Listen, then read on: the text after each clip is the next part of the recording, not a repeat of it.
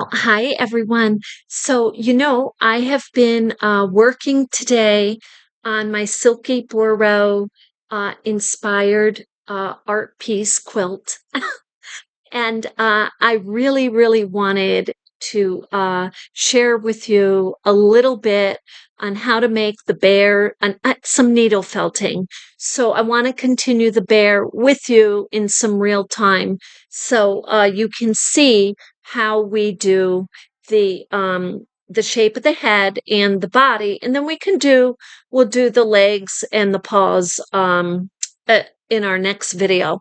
But the very first thing we want to do is, and especially, I have to tell you, it's been really humid. And right now we have absolutely pouring rain. It's really dark out. It's pouring. But it was so humid right up until then. And I can tell. Now, I just want to show you. If you look at this piece of wool. Look, it's like melding together.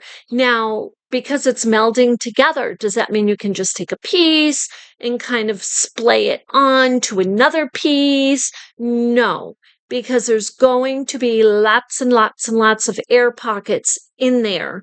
This is just on the surface. It's a little bit part of the process because there's hooks in the fiber. It's going to hook. They're going to hook into each other with moisture in the air.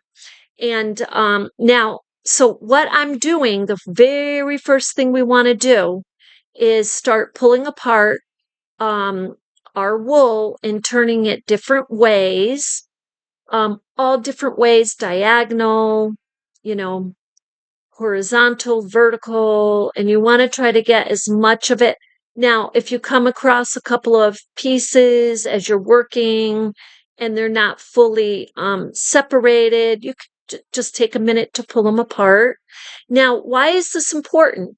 Because these pieces we're going to be adding wool to. And the way we're going to add the wool is a couple different ways.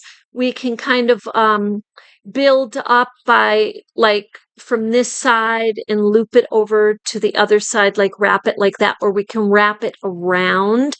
And but because you're wrapping it around, it doesn't mean that you want all those fibers going straight around.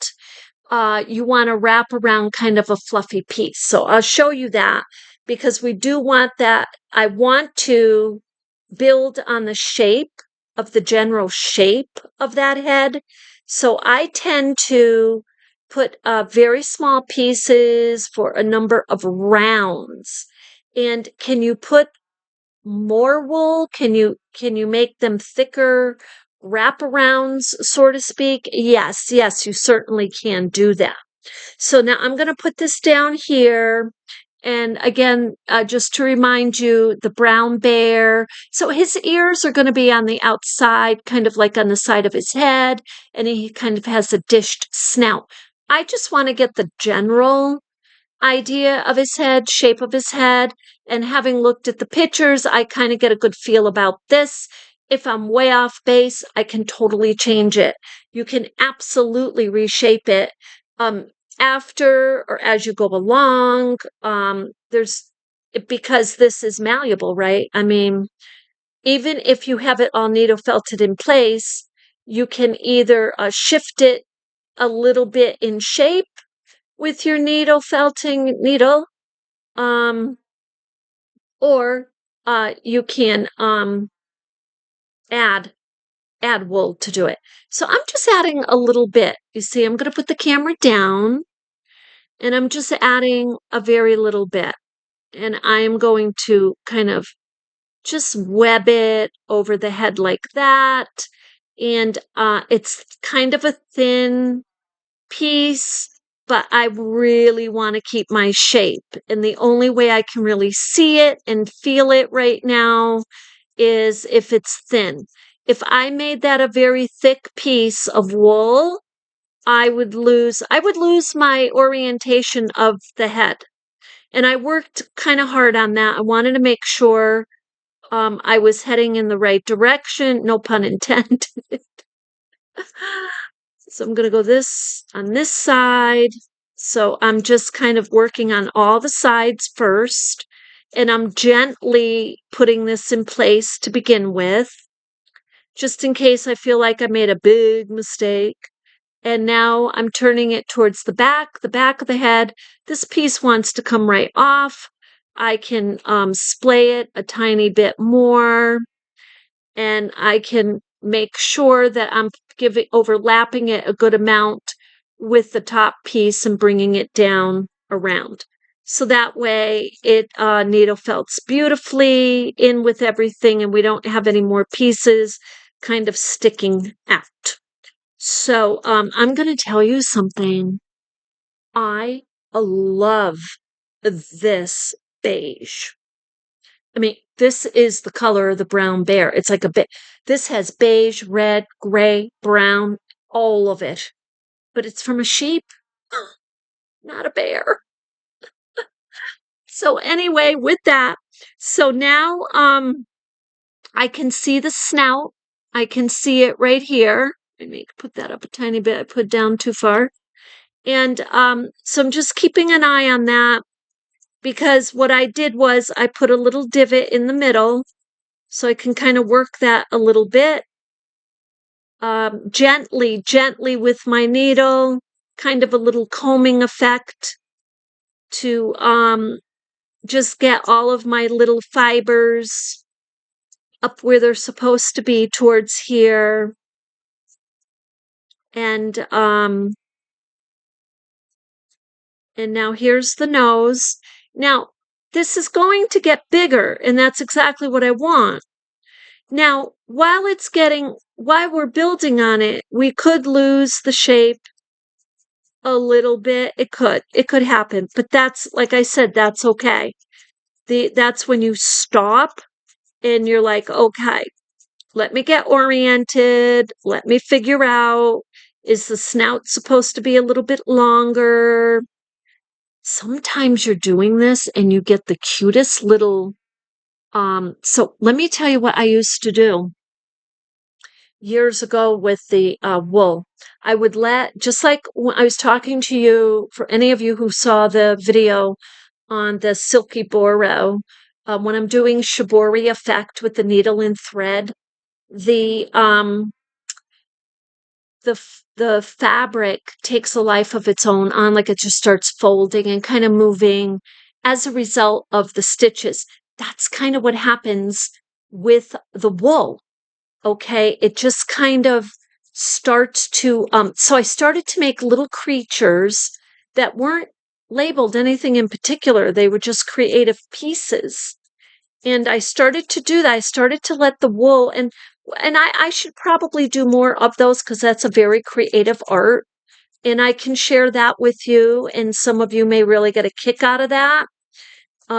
Because I was using fabric with it, bows, this and that, anything goes.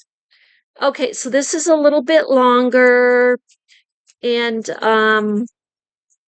I'm not going to worry too much right now about the shape exactly of the forehead and the eyes. What I want is the fact that I'm kind of getting a little oval, I'm getting a snout that I can, and I'm getting some width. So those are the things I'm looking at. And when you do your piece, you just look at it in general, and as you're going along, you may be looking at it in a different way. So allow yourself to kind of analyze it for what you're working on. So now I'm pulling these again, all different directions. I'm making it nice and thin. Okay, and we're going to do another round on the head here. Look, see those little, I don't know. They're like the pieces of the fibers that kind of hang down like little curly cues on the sheep. So sometimes it takes a little bit more to pull those apart. So here I'm going to show you close up, and then I'm going to show you how to do some rounds with the body. So anyway, again, this is how I'm going to do it. I want to be able to cover the back of the head, and I want to be able to cover the front, and I want it to come right under here. So I'm going to kind of fold it just a tiny bit like that on this side. Just hold it for a moment. Just needle felt those fibers into place just enough so I know that these are in place. So then I'm going to turn it, and I didn't make it a really thick piece because, again, I don't want to totally lose the shape of the bear's head that I have put together. Now, there's another way to do the shape of the bear's head, and that is to simply, you can do an oval, you could even do a circle, but you could do an oval, I recommend, and then build up on that a little bit and then start shaping it when it's bigger. So with this one, I just happen to get to a really good place with the shape of the head. And I said, I really want to keep that. That's perfect right there for me. I like that shape. And for this bear. And I just pictured that, 2 times bigger. And yeah, so now this is the snout. This is the snout. So I know that I'm going to be, coming to a little bit more of a narrow place here. And I'm mindful of that as I needle felt my fibers into place. And you can see, and a lot of times, like I said, this will take a shape. It will just start coming. I don't want to say alive. I don't want to scare you. It's not coming alive, but you know what I mean. It's coming into its own. It's becoming that piece of artwork that and it gets, I just love it. I just love the whole process. Um so now you see how much bigger this head is already. So I kind of wanted to just show you that. And this is how I'm going to go along for several more hours. It will take a couple of hours. Am I doing this today, tonight? But I might do another hour tonight. But look at that. Look at that. That's going to be lovely. So that's the head coming along. Now the head is still really small in comparison to the body, but this body does have to be larger too. So now you have a larger piece. So what are you going to do? Are you going to take a whole bunch of wool and kind of lay it out thin and wrap this up in it? You could, or you can do it kind of piecing it a little bit together.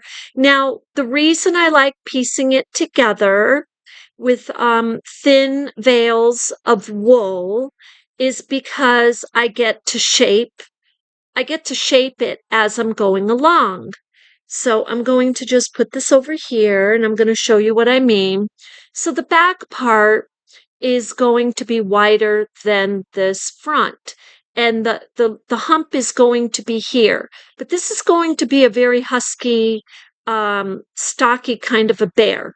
So the closer I get to it being the size I want and to being finished, then I will get even more detailed on the shape. So I'm going to add some wool to just the back part right now. And I want to bring it down as much as I can, down to the underbelly. And pull this. Needs to be pulled a little bit.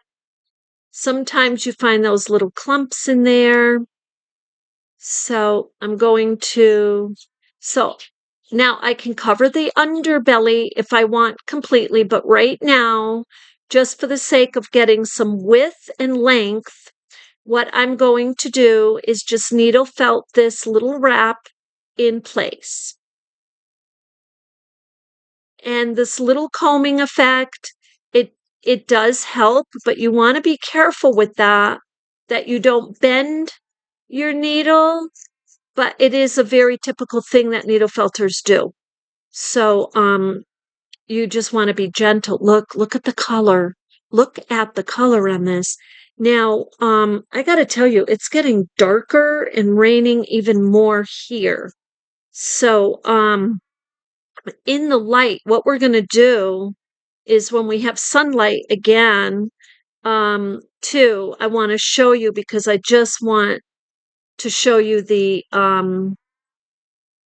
colors, the range of colors on this. Now, the other thing about needle felting is, this is what the school of thought is that you needle felt up and down like this, straight. That's how you're supposed to do this. And not really, really fast. And that is true, actually. I have tested this both ways, but and the reason is the barbs on this barbed needle will just catch better. When you go in on an angle, it's not catching them all. Now, do I end up going in on an angle? Yes, I do. I forget. And I just kind of start using this like a little pen. You know what I mean? And I start putting it on angles. But the best way is try to stay, maybe move your piece and try to stay up and down. And I have to really remind my, as long as I've been doing this so many years, I do forget every now and then, and I have to remind myself. But will it still needle felt if you're going like that? Yes, it will. But it's just more effective with the up and down. So these pieces, you want to get them so they're not squishy like this. Like the top part of this surface is a little soft, but you know what? This piece in general, this is solid. This is solid.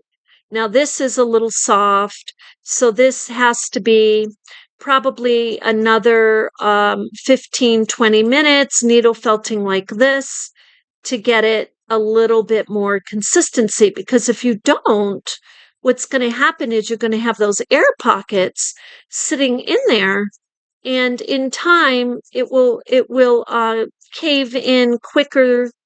um these will go for years. I have pieces that are 20 years old. I kid you not. I can't even believe it. And they've held up beautifully. And they haven't been revamped either. However, I made those pieces. And I kind of needle, you might want to call it over needle felting, but it depends what you want. If you want a fluffy piece, then you certainly can leave it a little squishy like that. If you want it nice and solid, then you're going to keep going a little bit. Now, this isn't squishy all the way to the core because the core is pretty solid, but it's squishy for just a little bit. So, and I'll know when I get it, it's already getting more solid over there. So we're going to go along like that. So, and then as we go along, what I will be doing is something like this. I will be sizing this two. I'm going to show you this side too, because you got to look at both sides of the head of the bear. Whoops. Of course, I'm pretty much in the way there. But with this being the bottom part of it, one thing I like to do is emphasize this as I'm building the head. This is how I do it. This is just kind of freehand, freestyle. And I think there's patterns out there that you can follow. But this is how I do it. I just make sure I know where the bottom of my head is, where the side of my head is, and the nose and the little angle that I'm going for. And I know I'm going for a little dished effect there. So I just kind of remind myself as I'm going along. But the other thing, yes, I do is I test my bear, and I want to see pretty much. Here, let me pin that so you can see, because my hand is so much in the way there. And I like to test it to the body. So that gives me a good idea. I'm heading in the right direction. Now these legs are already pretty big, but they're going to be a little bigger, and you gotta figure this body right here, the body is going to be larger. Can I make the bear this size? I certainly can. And if I stop here, I would start to focus on detail. But I'm going to make it just a little bigger, but I'm not going to make it as big as my polar bears, but it will be bigger. I'm going to focus more on this one being a little sturdy, like width is what I'm going to focus on with this guy. So anyway, with that, I hope that that helps. And that's how I'm going to go along. Today is Monday. So I'll come back to you this week and share with you.